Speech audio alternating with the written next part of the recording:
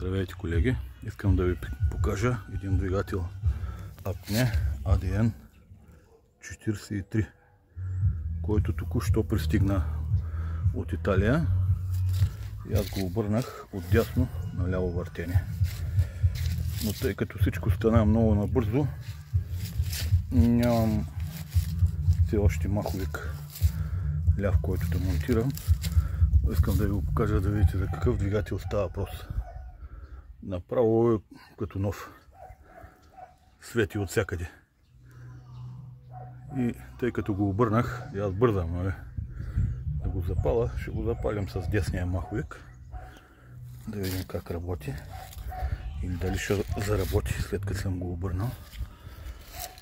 И след една седмица ще му сложим лявото маховиче и ще е готов за до година за някой колега да му се радва.